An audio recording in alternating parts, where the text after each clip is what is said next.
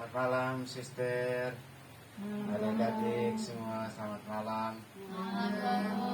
Pada malam hari ini kita melanjutkan pendalaman kitab suci kita pada pertemuan yang ketiga. Mari di awal pertemuan ini kita awali dengan doa. Saya minta siapa yang berdoa? Mada berdoa.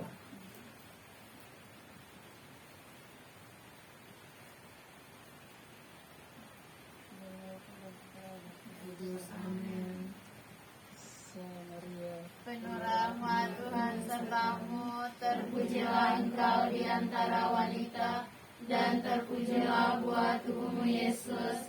Santa Maria, Bunda Allah, doakanlah kami yang berdosa ini, sekarang dan waktu kami mati. Amin. Seperti pada permulaan, sekarang, selalu, dan sepanjang segala abad. Amin. Sekarang dan selama-lamanya, Bapa, Putra, dan Roh Kudus. Amin.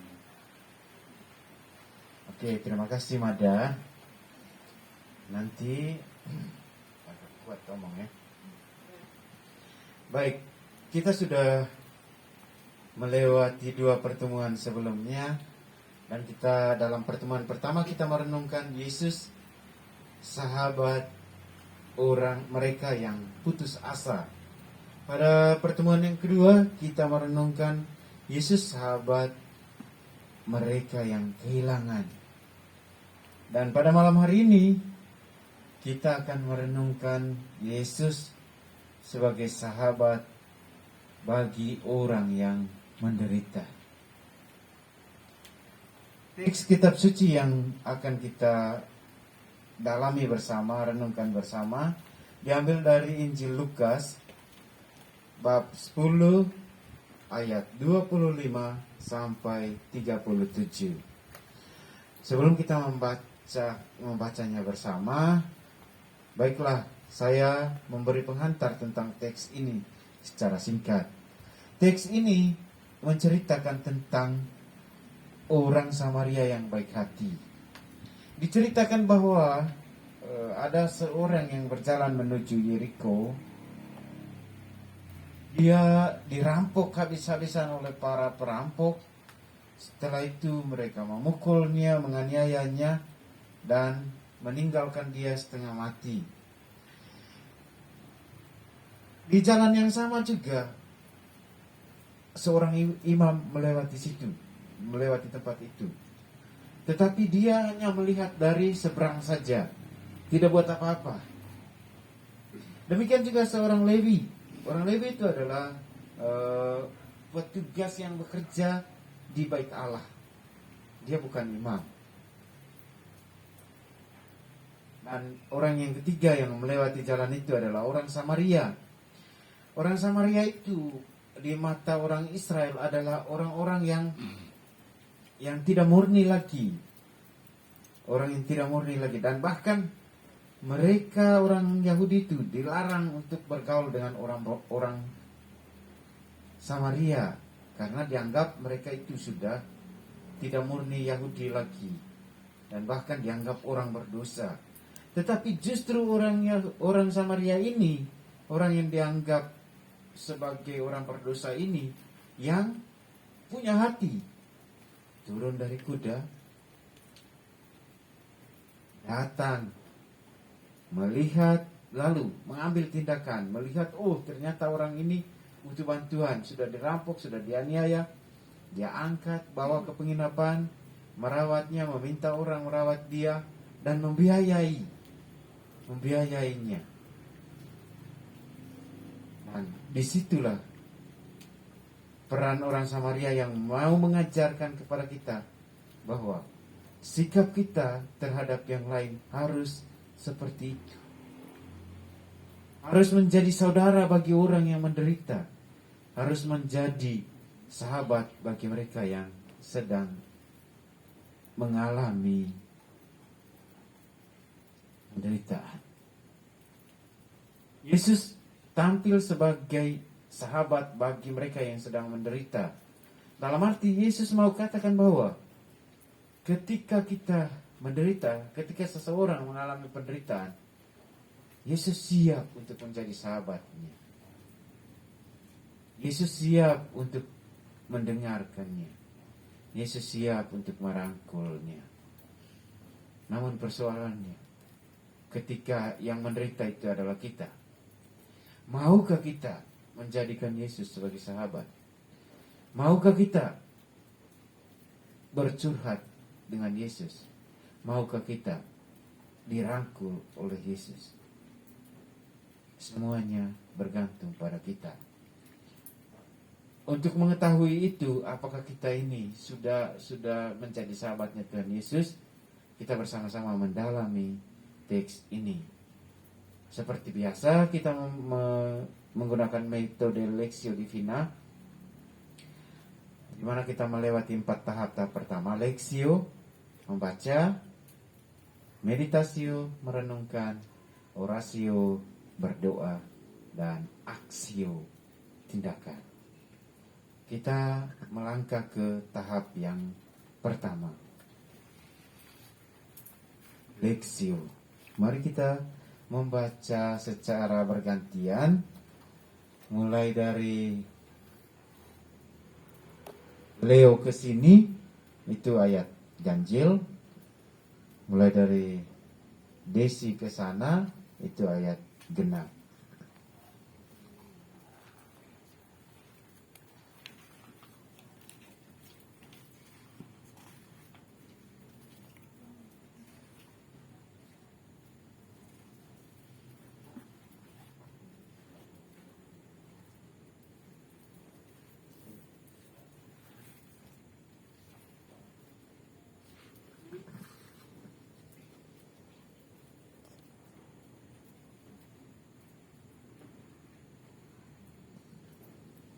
Inilah Injil Yesus Kristus menurut Santo Lukas. Dimuliakanlah Tuhan. Pada suatu kali, berdirilah seorang ahli Taurat untuk mencobai Yesus. Katanya, "Guru, apa yang harus kuperbuat untuk memperoleh hidup yang kekal?" Jawab Yesus kepadanya, "Apa yang tertulis dalam hukum Taurat? Apa yang kau baca di sana?" Jawab orang itu, "Kasihilah Tuhan Allahmu dengan segenap hatimu, dan dengan segenap jiwamu, dan dengan segenap kekuatanmu, dan dengan segenap akal budimu, dan kasihilah sesamamu manusia seperti dirimu sendiri." Kata Yesus kepadanya, "Jawabmu itu benar. Perbuatlah demikian, maka engkau akan hidup."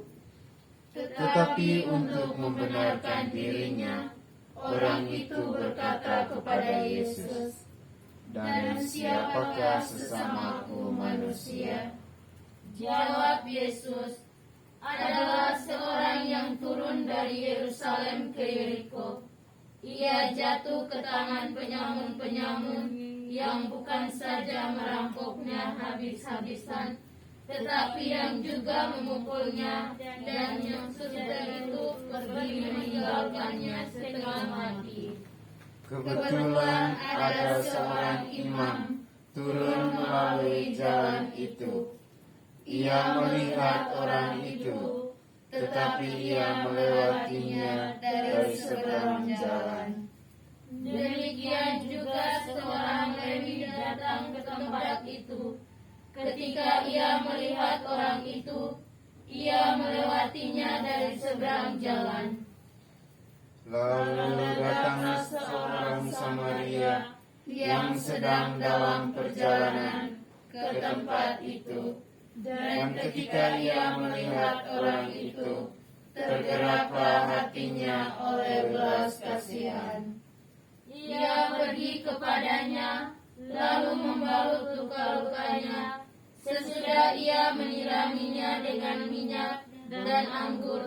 Kemudian ia menaikkan orang itu ke atas keledai tunggangannya sendiri, lalu membawanya ke tempat penginapan dan merawatnya.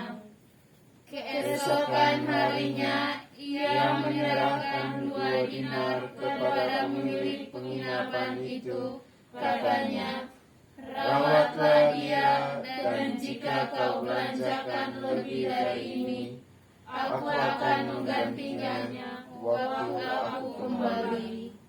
Siapakah di antara ketiga orang ini, menurut pendapatmu, adalah sesama manusia dari orang yang jatuh ke tangan penyamun itu? Jawab orang itu, "Orang yang telah menunjukkan belas kasihan kepadanya." Kata Yesus kepadanya, "Pergilah dan perbuatlah demikian." Demikianlah Injil Tuhan. Terpujilah Kristus. Oke, sekarang kita minta satu orang untuk membacakannya bagi kita. Kurnia.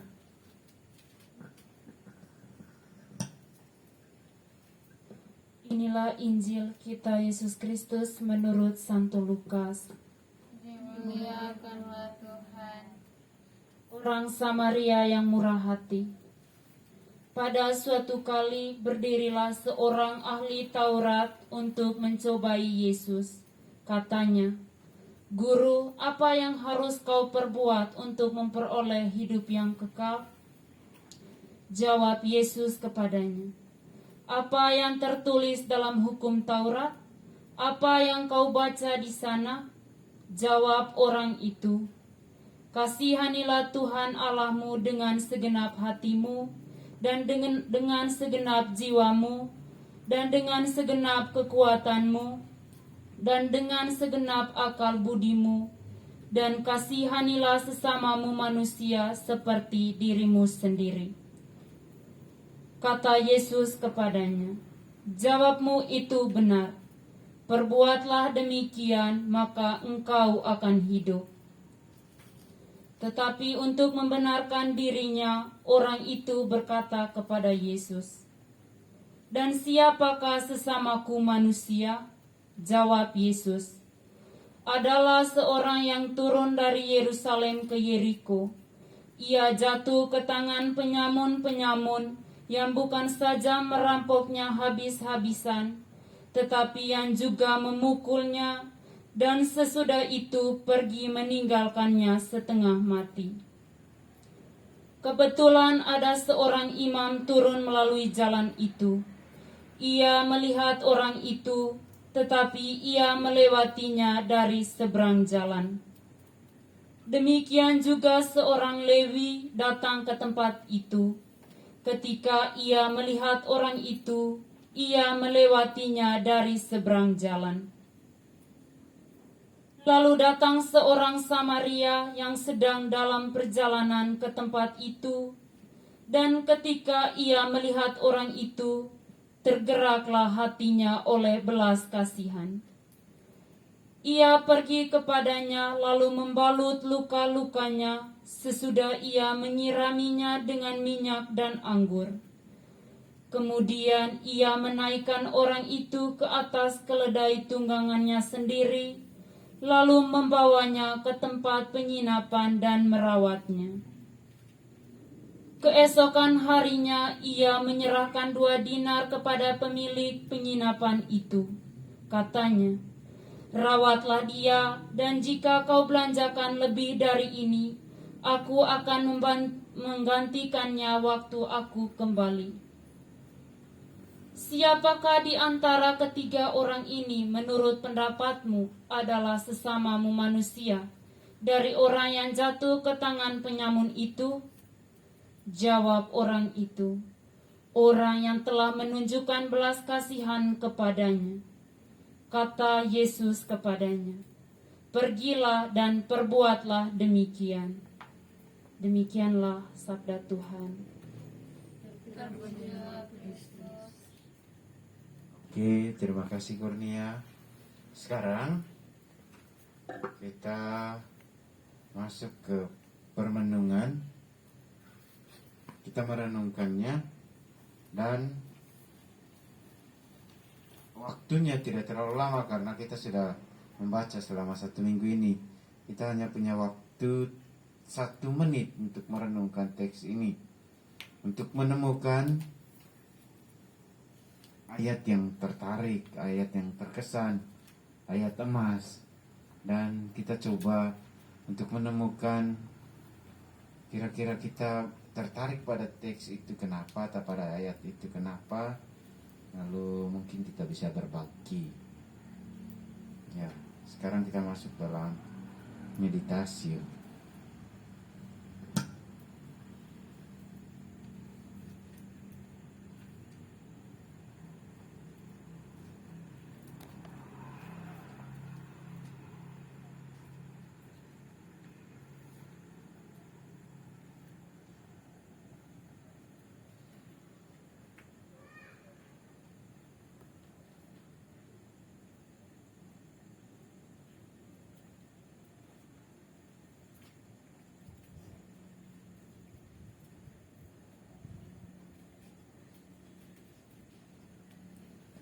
Oke, karena waktu permenungan kita selama seminggu ini, saat ini kita berbagi, kita membagi hasil permenungan kita itu dengan menyampaikan ayat yang terkesan, ayat emas kita, dan juga alasan kita memilih ayat itu.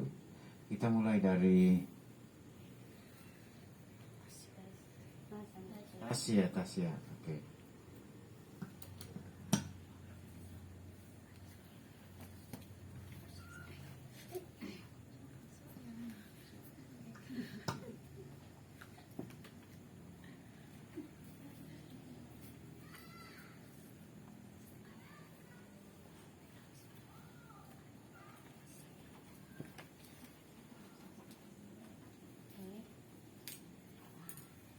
Hidupkan lagi.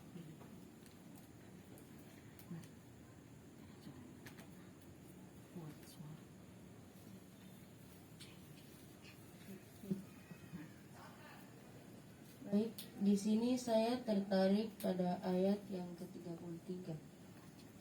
Lalu datang seorang Samaria yang sedang dalam perjalanan ke tempat itu, dan ketika ia melihat orang itu, tergeraklah hatinya oleh belas kasihan.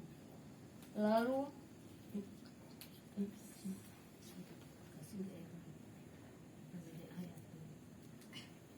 kita sebut ayatnya saja dulu ya. Yang tertarik pada ayat 33. Siapa? Suster. Itu ada 34. Oke. Catherine ayat keberapa? Erni 37. Yang tertarik dengan ayat 37. 1, 2, 3, 4. Oke. Sister Seda. Nanda. Kasih mic. ayat yang ke-27. 27. Yang ayat 27. 1, 2, 3. Oke, lanjut. Desi sudah? Ayat berapa tadi kau? 33. Leo? 37. Sudah? Ayat 31 sampai 33. 31 sampai 33. 37. 33 dan 34. 23, 34. Catherine? 33. 34. Oke. Kamu sudah tadi toh? Onci sudah? 36 sampai 37. Oke, kita dengar dari Onci dulu. Ya, mengapa tertarik dengan 2 ayat itu? Onci, silakan. Baik. Saya tertarik dengan ayat 36 sampai 37. Dalam ayat ini bagaimana setelah Yesus menjelaskan percakapan dengan orang Samaria dan mengarahkan untuk memberi yang tepat sesuai dengan pilihannya. Siapakah di antara ketiga orang ini menurut pendapatmu adalah sesama manusia dari orang yang jatuh ke tangan penyamun itu?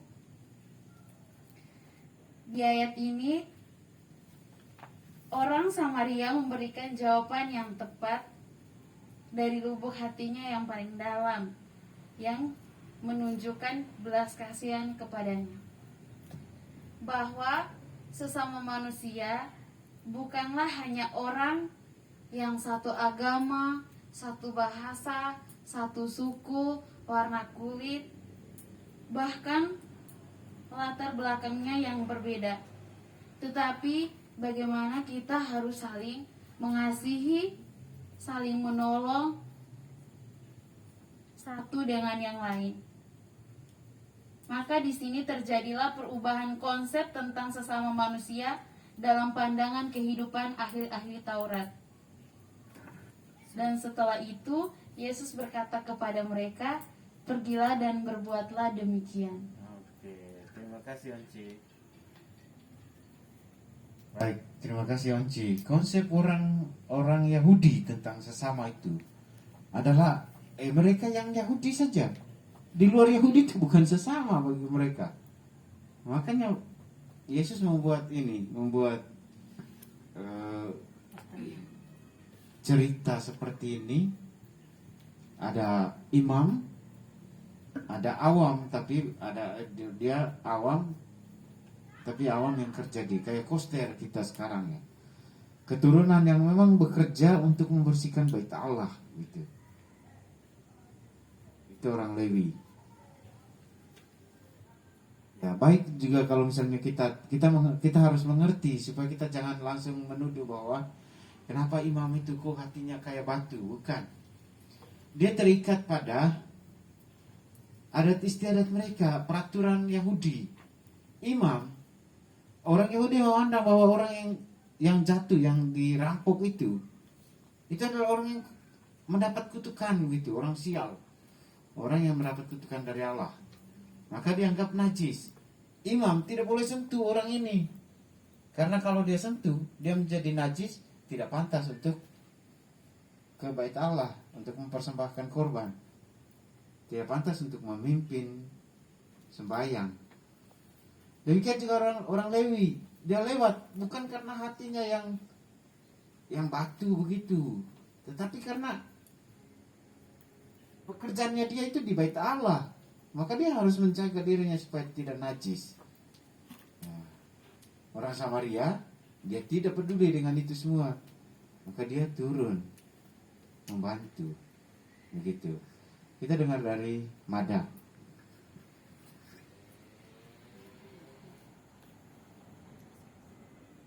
Saya tertarik pada ayat yang ke-34.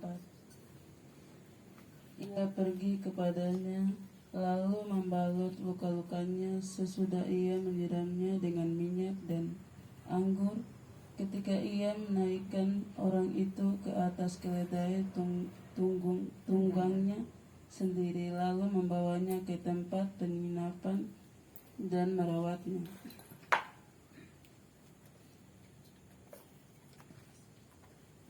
Saya tertarik pada ayat yang ke-34. Argumen saya, kita harus membantu orang lain tanpa memandang statusnya. Dan jika orang berbuat jahat kepada kita, kita tidak boleh membalasnya dengan kejahatan, tetapi kita harus membalasnya dengan kebaikan, karena disitulah akan membawa kita ke kehidupan yang kekal. Oke. Terima kasih Mada. Catherine.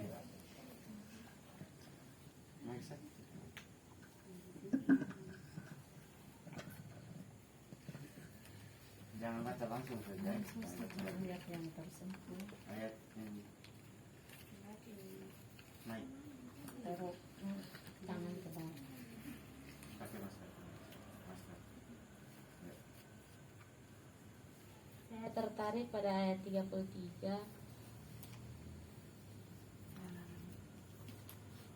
Karena kita harus meneladani orang Samaria yang murah hati.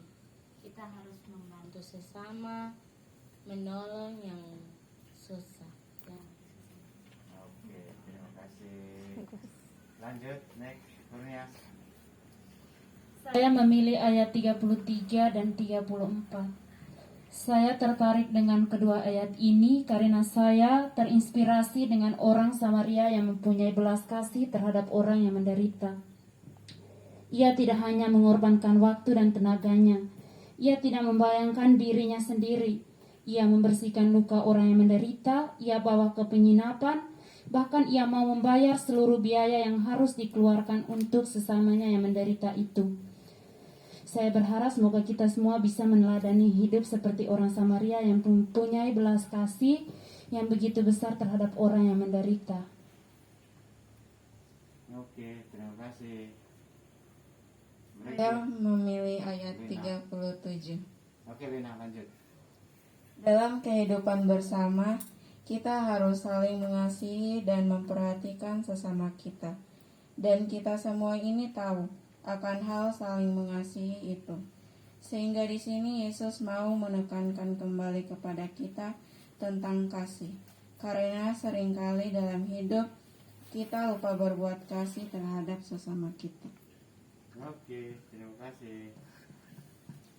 Jadi, Namamu siapa?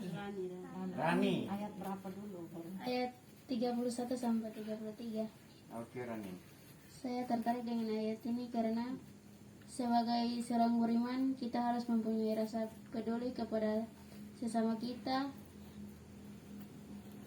Jangan kita menjadi sama seperti seorang iman dan seorang Lewi yang mengabaikan seorang Yerusalem yang membutuhkan bantuan mereka. Terima kasih. Begitu saja dari saya. Leo. Saya memilih ayat yang ke-37. Saya tertarik dengan ayat ini karena di sini Yesus menyuruh kita untuk mengasihi sesama manusia. Mau itu agama lain, tetapi Yesus mengajarkan untuk mengasihi sesama manusia supaya kita mendapatkan keselamatan. Oke, terima kasih. Desi Ratnasari. saya memilih ayat ke-33. Dalam ayat ini saya tertarik kepada orang Samaria karena dia mengajarkan kita untuk saling mengasihi dan saling menolong satu sama lain dan tetap bermurah hati dalam menolong sesama. Oke, terima kasih. Saya Yani. Saya pilih ayat 27. Dalam ayat ini Yesus ingin menegaskan kepada kita bahwa dalam hidup hal yang paling penting dan utama dalam kehidupan keluarga, sekolah, bermasyarakat, bahkan bergereja, kita harus saling mengasihi. Oke, terima kasih. Saya memilih ayat 27. Ya, kita. Dalam ayat ini saya suka ayat ini karena Tuhan Yesus mengajar kita untuk mengasihi sesama manusia. Sudah. Seperti kita mengasihi diri kita sendiri dan mengasihi Tuhan. Kasih itu muncul karena kita melihat kehadiran Allah dalam diri kita. Dalam diri kita dan dalam sesama manusia. Kasih tanpa warna kulit, tanpa bentuk rambut, tanpa batas suku bangsa dan agama dan lain-lain. Terus ayat ini juga mengajar saya untuk saling mengasihi sesama manusia, tidak pilih kasih dan tidak memandang sesama manusia. Oke, terima kasih. Ya, lanjut. Kembali lagi. Saya tertarik pada ayat yang ke-27 ini karena dia menggambarkan tentang kasih. Argumen saya yaitu kita harus saling mengasihi satu sama lain seperti kita mengasihi Tuhan dan diri kita sendiri. Oke, terima kasih Anita. Sekarang Tasya atau Nanda? Nanda. saya tertarik dengan ayat yang ke-27. Karena kita harus mengasihi Tuhan dengan segenap hati, jiwa, dan akal budi kita, seperti Tuhan juga mengasihi kita dengan sepenuh hatinya. Mengasihi Tuhan dengan seluruh. Terima kasih Nanda. Sekarang Erni sudah tadi? Belum. Iya, baru sebutin itu ayat. Ya. Saya tertarik dengan ayat yang ke-37 karena Yesus mengajar kita untuk saling mengasihi, menghormati, dan menolong orang yang membutuhkan pertolongan kita. Oke, terima kasih. Sekarang Tasya.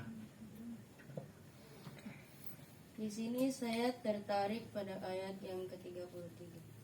Di sini dia mengajarkan kepada kita untuk saling menolong sesama, antara lain bahkan kita berbeda tetapi kita tetap saling harus saling menolong satu sama lain. Oke, terima kasih. Terima kasih untuk kita semua atas hasil permenungan yang dibagikan untuk kita semua. Mudah-mudahan dari masing-masing permenungan yang telah kita sampaikan ini bisa saling memperkaya di antara kita. Disinilah kita bisa tahu bahwa sabda itu sangat kaya maknanya, sangat banyak pesannya. Kita bisa temukan berbagai macam pesan yang ada di dalam salah satu teks ini. Oke, sekarang dari permenungan kita dari teks yang terkesan bagi kita juga, mungkin ada yang mau berbagi pengalaman. Siapa yang sudah menyiapkan pengalaman berkaitan dengan ini? Onci, oke.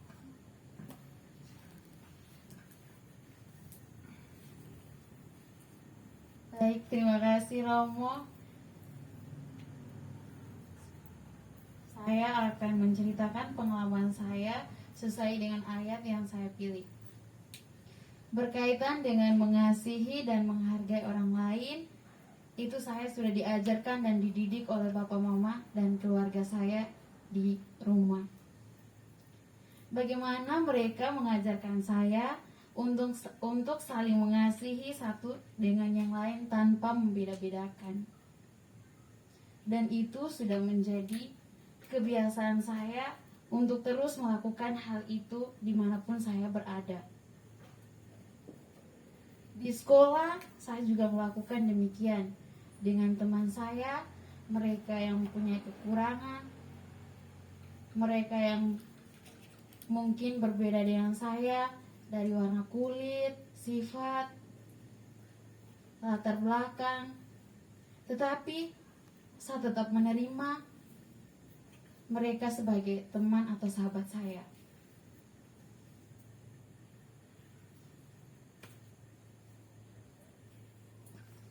Dan sampai di tempat ini saya dididik dan diajar oleh Mama Suster untuk melatih kepekaan saya. Di mana saya melatih kepekaan dengan kondisi orang lain atau situasi orang lain. Salah satu contoh kepekaan saya, misalnya di asrama, misalnya Ibu Eka saat makan. Pada saat Ibu Eka makan, di depan Ibu Eka tidak ada air. Apa yang harus saya lakukan? Dan apa yang harus saya ambil untuk Ibu Eka? Yaitu saya harus mengambilkan air untuk Ibu. Mungkin hal itu sederhana, hal kecil yang saya lakukan, tapi itu berarti bagi saya. Karena itu melatih saya punya kepekaan terhadap orang lain. Pada bulan Desember 2017 20 saya, Romo Santo, Kurnia, dan Suster, Kakak Atri, Kakak Ina, Pak Agus, kami pergi turne ke Paparo. Di sana saya banyak menemukan ada adik-adik, banyak sekali orang-orang kecil. Di sana kami diajarkan oleh Mama Suster bagaimana kami bisa merangkul mereka, bermain dan mengasihi mereka. Bahkan kami mandi mereka di sungai, kami kasih makan mereka, kami berdoa bersama, dan kami berbagi pengalaman bersama dengan mereka. Di situ saya menyadari bahwa kita melakukan supaya orang bahagia itu bukan dengan hal-hal yang luar biasa atau hal-hal yang besar, tetapi dengan hal-hal yang sederhana kita bisa membuat orang bahagia dengan hal-hal kecil yang kita lakukan. Bagaimana pada ayat-ayat ini Yesus mengajarkan kita untuk kita saling mengasihi, menerima kekurangan orang lain tanpa membeda-bedakan dia itu sederajat dengan kita, dia itu ganteng atau cantik, dia itu kaya atau miskin. Tetapi kita mengasihi dia sama seperti kita mengasihi diri sendiri. Demikian pengalaman saya. Terima kasih Anci. Ada lagi siapa, Ustaz? Kurnia? Hah?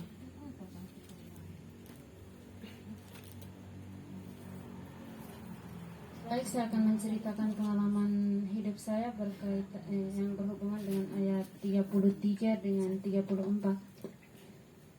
Saya ambil dari kegiatan keseharian kita di asrama sebagai contoh.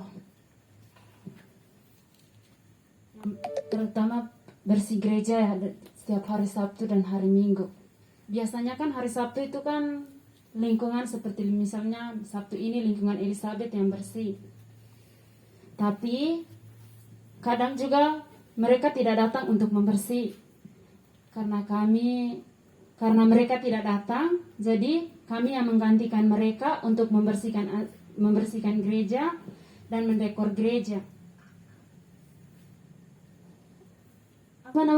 Kalau mereka kan tidak datang berarti kami harus memberikan belas kasihan begitu ya. Tidak mungkin masa nanti misa tapi tidak ada yang dekor. Nah nanti orang bilang begini lagi, siapa punya lingkungan yang tidak bersih begini. Daripada orang lain nanti bicara mereka. Jadinya kami yang jalan untuk membersihkan gereja dan mendekor gereja. Habis itu di asrama. Di asrama seperti, biasanya kan kami kalau habis minum air atau doa, biasanya tunggu dipanggil yang lain baru naik doa. Tidak ada kepekaan begitu.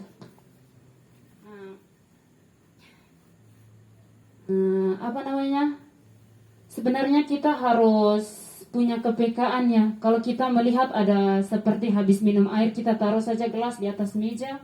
Sebenarnya kalau kita memang punya kepekaan, kita akan mengangkat gelas itu, bawa ke dapur dan mencuci. Tapi karena kami kurang kepekaan dalam melihat itu semua, jadinya ditinggalkan begitu saja. Sudah. Oke, terima kasih. Siapa lagi? Tasya. Oke, Tasya.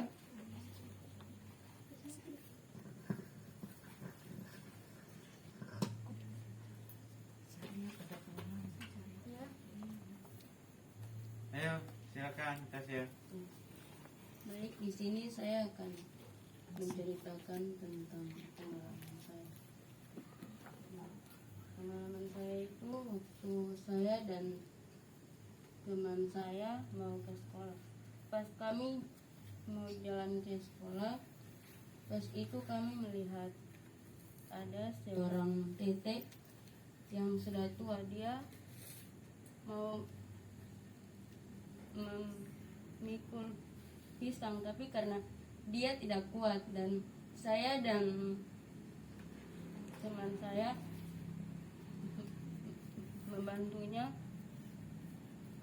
membantu membawa pisang itu ke rumahnya.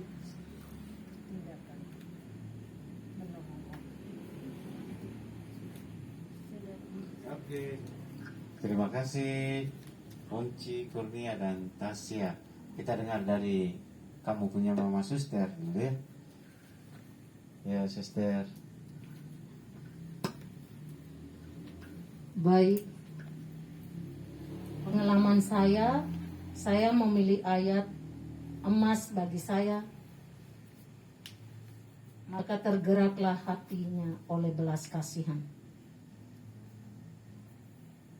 Untuk pengalaman saya tentang belas kasihan, itu selalu saya lakukan untuk mereka yang kecil dan menderita.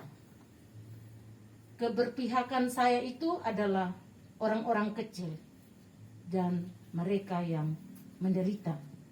Hal itu selalu saya lakukan pertama di sekolah. Pada saat melihat anak pingsan, sakit, atau mengalami hal apa di sekolah, hal pertama yang saya lakukan adalah memberi mereka makan,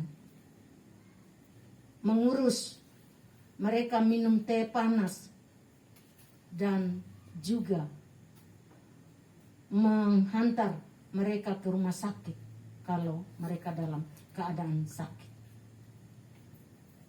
Dan juga perhatian saya adalah mereka-mereka yang miskin. Itu yang selalu saya lakukan. Dari hal yang sangat sederhana saya lakukan. Yang biasa saya lakukan di tempat ini dan juga di tempat-tempat perutusan yang lain. Di sini lebih, di mana saya memberi dari kekurangan saya. Memberi kepada mereka yang miskin itu dari kekurangan saya. Saya bisa, kalau untuk orang lain mereka akan berpikir beri jirgen itu orang malu, beri pakaian layak pakai itu orang malu, beri nasi yang sisa orang malu. Tapi bagi saya memberi orang kecil, saya yakin mereka pasti menerima. Saya tahu bahwa mereka berkekurangan.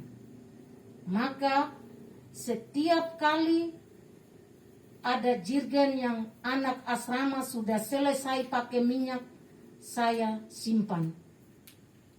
Pada saat jirgen sudah banyak, saya panggil orang kecil untuk datang ambil. Yang berikut, kalau ada minuman kaleng yang perlu orang kecil jual, saya kumpul. Pada saat sudah banyak, saya panggil untuk mereka jual. Demikian juga ada makanan yang orang beri dari siapa-siapa saja untuk anak asrama. Kalau saya melihat makanan itu terlalu banyak, saya beri juga makanan. Jadi saya selalu mau orang kecil itu mereka bahagia, mereka makan, mereka nyaman. Itu yang selalu saya lakukan di dalam kehidupan saya setiap hari. Saya mungkin punya cara berbeda dengan orang lain. Cara saya selalu berbeda dengan orang lain. Hal kecil saja yang saya buat. Saya tanam sayur di samping ini, di samping Gua Maria ini, itu dengan catatan saya juga mau memberi orang kecil. Karena pertama saya tahu mereka tidak punya kebun, mereka tidak punya lahan. Jadi lahan yang kecil ini saya ambil petatas yang ditanam Suster Flori itu saya pindahkan ke sini. Saya Kurnia dengan Onci menanam lombok. Setelah ada hasil, saya memberi untuk orang-orang kecil. Dan untuk saya, pada saat orang kecil itu, mereka membuat hal yang mungkin agak fatal di dalam hidup. Ada banyak hal yang saya hadapi dengan orang-orang kecil. Untuk pribadi saya, mendidik memang keras. Tetapi pada saat orang berbuat kesalahan, kekerasan saya menjadi tidak ada. Karena pada prinsip saya tidak bisa lagi membuat kekerasan kepada orang yang mempunyai persoalan. Karena mendidik, kalau saya masih orang tidak buat kesalahan, saya tetap keras. Karena cara saya begitu.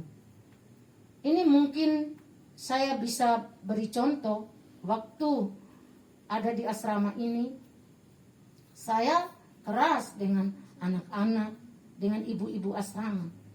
Tetapi pada saat mereka sudah membuat kesalahan yang melampaui batas kemanusiaan, yang mungkin untuk kita melihat bahwa itu sudah terlanjur atau melanggar norma, bagi saya sudah mengampuni dan saya tidak akan keras lagi dengan mereka-mereka itu. Saya akan tetap menerima mereka sebagai orang yang perlu ditolong. Hal-hal yang tadi yang seperti orang Samaria buat itu selalu saya lakukan. Selalu saya lakukan. Dan saya melihat bahwa orang kecil butuh perhatian kita semua. Mereka membutuhkan cinta yang besar dari kita. Dan juga orang kecil, anak-anak asrama ini, mereka juga membutuhkan perhatian saya. Sehingga kalau Eka dengan Reli itu tidak memasak, saya tetap berdiri di dapur untuk memasak untuk mereka. Kenapa saya buat demikian? Saya boleh melanggar aturan biara. Untuk saya itu melanggar aturan biara, saya tidak takut. Yang saya takut adalah pada saat mereka tidak makan. Pada saat mereka itu tidak diperhatikan. Sehingga saya terus terang, kalau berhadapan dengan cara pandang dan konsep yang tidak sama dengan saya, tetap akan berseberangan dengan saya. Karena memang mungkin di pihak lain orang belum mengerti tentang cara yang saya lakukan, tetapi saya tetap mau melakukan itu. Nah, biasa kalau di biara, kalau makanan saya lihat terlalu banyak-banyak dan bikin kering, saya biasanya ambil tanpa beritahu lagi. Ambil, bawa untuk orang ini, ambil, bawa untuk orang sana.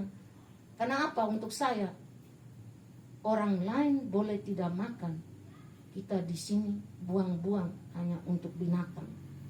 Itu yang saya tidak mau. Saya mau biarkanlah apa yang kita rasakan ini juga orang lain rasakan. Biarkanlah mereka juga mengalami hal yang kita alami. Terus terang kemarin saya senang sekali pada saat Stefani mengajak anak-anak asrama ini. Saya dalam hati saya tuh, saya senang sekali. Kenapa? Karena orang-orang kecil mendapat bagian yang sama dengan Romo dan Suster di tempat, di hotel itu Romo. Untuk saya, itu adalah suatu sukacita bagi hidup saya. Pada saat nanti mereka ini, anak-anak asrama ini, walaupun mungkin karena mereka anak-anak ada kelemahan, tetapi keberpihakan saya itu adalah di mereka. Saya boleh tidak makan, yang penting mereka makan. Itu saya. Untuk saya tuh yang penting mereka makan. Jangan nangis. Oke, terima kasih Ya, Sister. dalam arti begitu. Maksudnya cinta itu harus kita tunjukkan dengan pengorbanan yang besar yang kita berikan kepada mereka. Sekian dan terima kasih. Oke, terima kasih Sister. Kayaknya ada yang baru datang ini ya. Serlia juga ada. Iya, Sirlia sudah ada ini. Sirlia, ayat emasmu bagaimana? Lalu komentar tentang ayat itu. Penting. Kami semua sudah.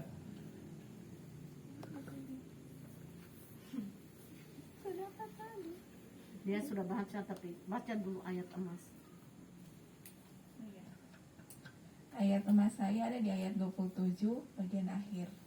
Kasihilah sesama manusia seperti dirimu sendiri. Jadi maksudnya kenapa saya memilih ayat ini? Karena ketika saya mengasihi sesama manusia seperti saya mengasihi diri saya sendiri, artinya saya berusaha untuk merasakan apa yang dia rasakan itu. Karena ketika kita berusaha untuk intinya kayak menyesuaikan begitu dengan mereka, perasaan mereka, baik ketika mereka bahagia, baik ketika mereka sedih, itu kita boleh tahu.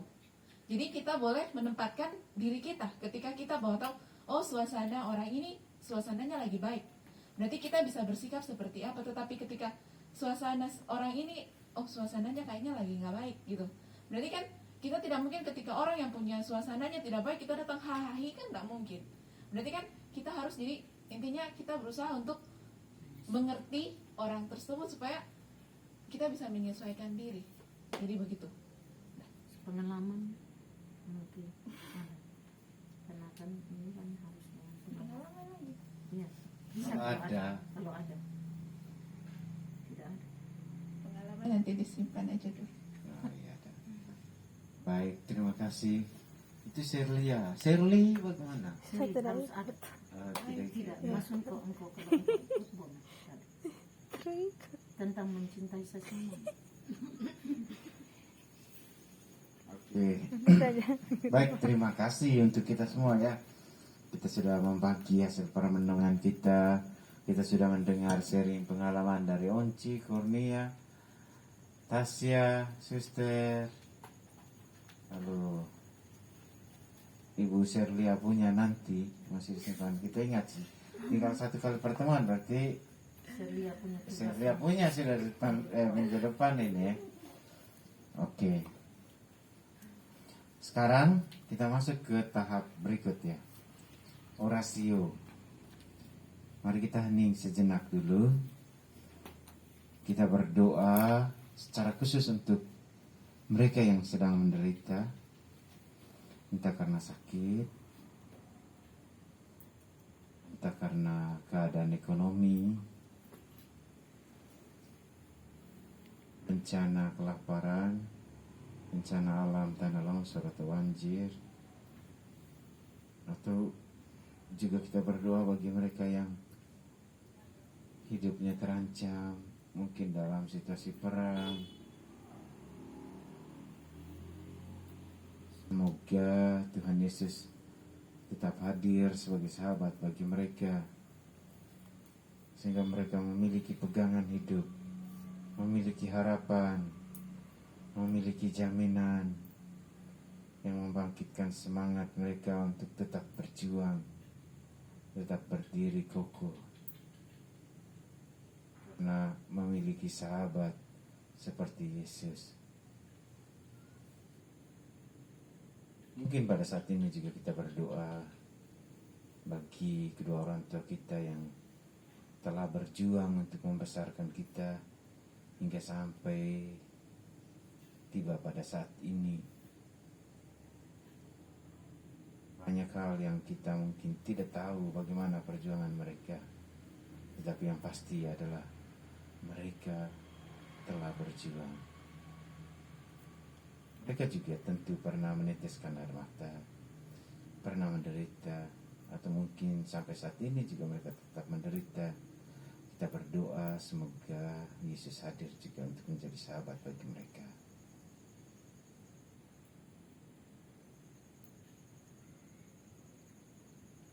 Tuhan Yesus Kristus, kami bersyukur dan berterima kasih karena Engkau mau menjadi sahabat bagi kami. Teristimewa dikala kami berada dalam situasi yang tertekan, situasi menderita. Terima kasih juga Engkau hadir sebagai sahabat bagi semua orang yang sedang menderita, Semoga kehadiran-Mu menguatkan kami, menguatkan mereka yang saat ini sedang menderita, sehingga mereka berani bangkit kembali, memulai hidup yang baru dengan berpegang pada harapan, pada jaminan, pada kekuatan yang telah Engkau berikan kepada mereka. Marilah kita mohon. Kabulkanlah doa kami ya Tuhan.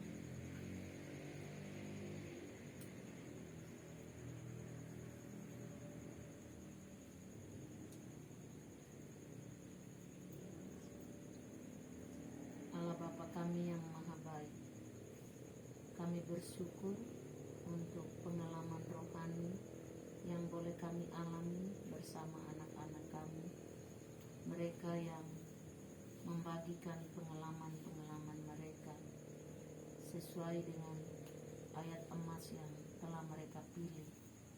Kami bersyukur untuk Roh-Mu yang membimbing kami semua dalam kegiatan sharing ini, agar kami boleh belajar dari sikap orang Samaria yang murah hati dalam mencintai Dikau di dalam diri sesama kami, mereka yang kecil dan menderita.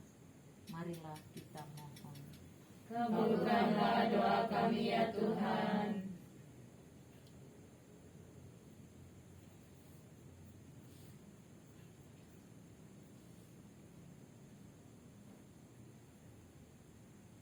Kita satukan seluruh doa dan harapan serta permohonan kita dengan doa yang diajarkan oleh Kristus sendiri.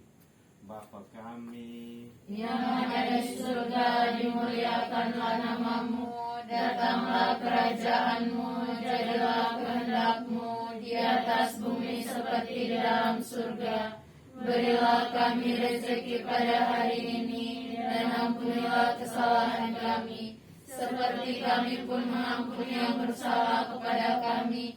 Dan janganlah masukkan kami ke dalam pencobaan, tetapi bebaskanlah kami dari yang jahat. Amin. Oke. Terima kasih. Sekarang kita masuk ke tahap terakhir,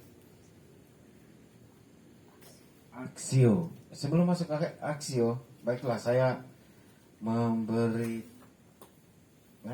semacam pesan dari teks ini.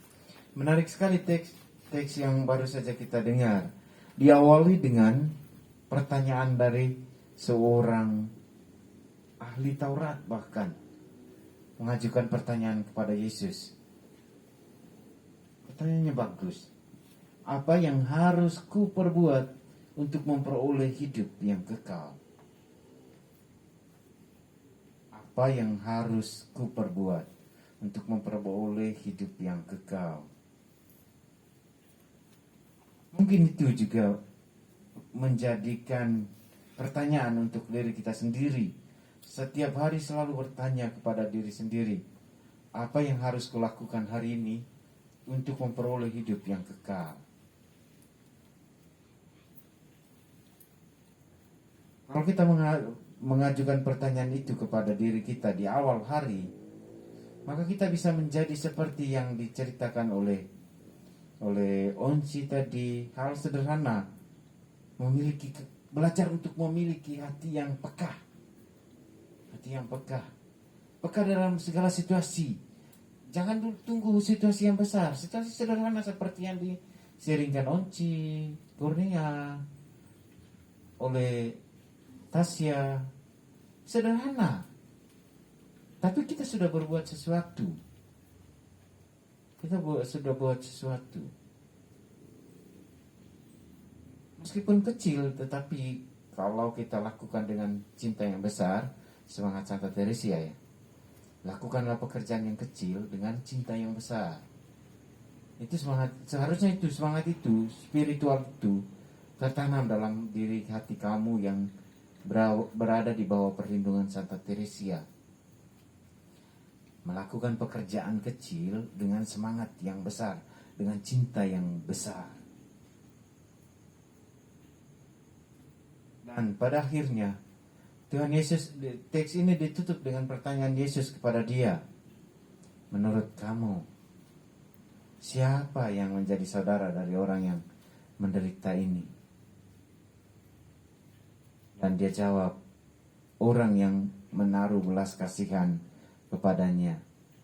Dan kata Yesus, pergilah dan lakukanlah itu. Setelah kita mendengarkan sharing tadi, telah membagi hasil permenungan kita dan mendengar permenungan dari teman-teman yang lain, perintah yang sama juga disampaikan oleh Yesus kepada kita saat ini. Pergilah dan lakukanlah. Di setiap dulu sebelum TP yang sekarang, di akhir misa kita selalu mendengar itu kalimat, pergilah, kamu diutus. Pergilah dan berbuatlah demikian. Aksio yang kita sepakati minggu lalu apa ya? Doa untuk orang meninggal. Doa untuk orang yang keluarga. Sudah mendoakan mereka? Oke, kalau gitu sekarang aksio kita untuk dari permenungan kita hari ini yang bisa kita buat apa? Berdoa untuk orang menderita, saya pikir itu sudah pasti. Saya ingin Ada aksi yang sederhana yang harus kita buat begitu. pergi di itu penjara itu loh, kunjung orang-orang yang dalam penjara. Dekat di situ. Itu baik suster, tapi COVID masih susah. selain COVID, usia mereka belum bisa. Belum bisa ya. Belum. Berarti Melakukan tindakan spontan, misalkan kalau di jalan yang seperti ini ada seseorang butuh bantuan dan apa langsung kita macam tanpa disuruh pun tergerak. Oke. Bisa, itu yang berkaitan dengan yang disampaikan Onci tadi. Melatih supaya memiliki hati yang peka. Bukan hanya tunggu orang, seperti yang disampaikan oleh Kurnia juga tadi. Lihat kalau misalnya ada pekerjaan yang membutuhkan tenaga kita, pergi dan berbuatlah demikian. Sapu, siram bunga, PL kamar makan, PL asrama, toilet di bawah. Ingat, toilet di bawah itu hari Sabtu dan Minggu dipakai oleh orang luar. Maka Sabtu pagi itu kontrol ya. Nah, harus kontrol. Itu bagian dari, mungkin seperti Bu Sherlia bilang, ya, melatih kepekaan. Ada aksi yang bisa kita buat. Oke, kalau begitu maka setiap aksi kita selama 1 minggu ini harus tulis ya saudara. Harus tulis. Lalu kita baca nanti, mungkin sebelum sharing, sebelum ini. Kan minggu depan kan kita minggu terakhir. Alangkah baiknya kalau misalnya suster juga buat kita jadikan ini jangan hanya di bulan September, tapi setiap Jumat kita luangkan waktu lalu kita tentukan Injil apa begitu. bisa untuk Saya melatih mereka. Karena tadi saya dengar dari saya sendiri, saya sudah anak-anak ini hebat sekali. Mereka bisa menafsir kitab suci dengan cara mereka itu luar biasa. Tapi ini perlu latihan terus menerus. Iya, justru kita ini kan leksi divina. Jadi nanti tergantung kesepakatan dengan mereka tuh. Jadi Ya. gunakan waktu baik-baik. Memang hari Jumat mereka tidak ada les, tapi ini juga berguna untuk kita punya kehidupan. Ya, kalau kita memahami betul sabda Tuhan, juga melaksanakan juga itu juga akan baik.